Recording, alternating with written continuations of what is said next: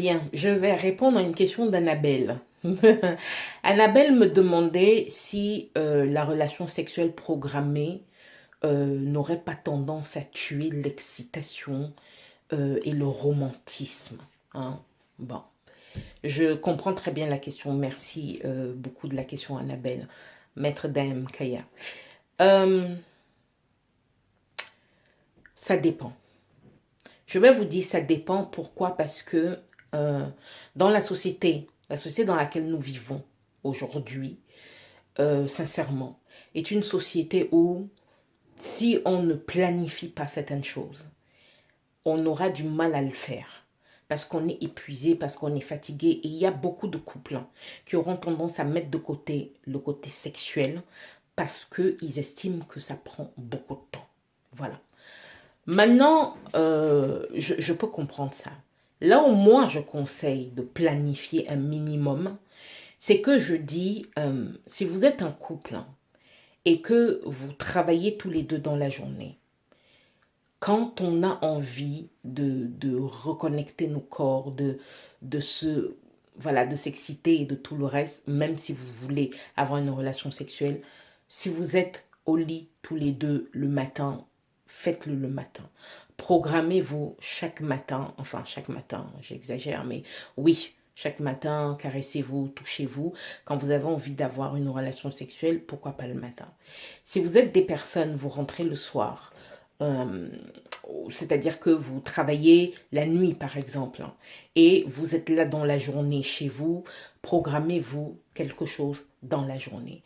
Si vous êtes plus libre en soirée, programmez ça en soirée. Voilà. Si c'est pas évident, programmez-vous ça une fois par semaine. Trouvez des micro-moments, c'est-à-dire que 5 minutes pour vous exciter, pour vous toucher, pour vous caresser, ça, vous avez besoin de ça tous les jours parce que c'est très bien pour l'équilibre de l'énergie sexuelle dans votre corps. Mais maintenant, pour la relation sexuelle, si vous êtes très occupé, programmez-vous une fois par semaine ou une fois toutes les 2 semaines, allez quelque part. Sortez, allez quelque part. Prenez du temps, ne vous formalisez pas, d'accord? Vous allez quelque part 24 heures toute la journée ou toute une nuit et la journée, prenez du temps. Redécouvrez-vous, faites-vous du bien, faites-vous plaisir, c'est super, super important. Maintenant, il y a certaines personnes, et je pense que c'était sûrement à cause de cela que j'ai reçu cette question-là, il y a certaines personnes qui pensent que planifier la relation sexuelle peut tuer le romantisme, le désir et tout le reste. Euh, je vais vous dire, quand vous faites rapidement l'amour, justement comme je le disais tout à l'heure, parce que vous êtes occupé, à un moment donné, il manque quelque chose. Vous n'êtes pas totalement satisfait. Donc, vous êtes obligé de programmer.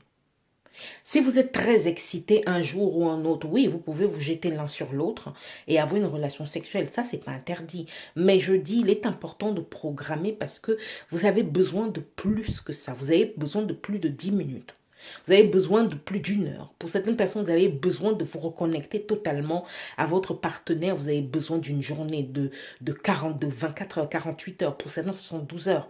Vous voyez? Donc, moi, je pense que on ne peut pas tout programmer, je comprends ça tout à fait, mais il faut programmer au maximum parce que on est dans une société où les gens sont énormément occupés, les deux partenaires parfois travaillent, parfois il y a des enfants, parfois il y a des situations stressantes qu'il faut gérer au jour le jour.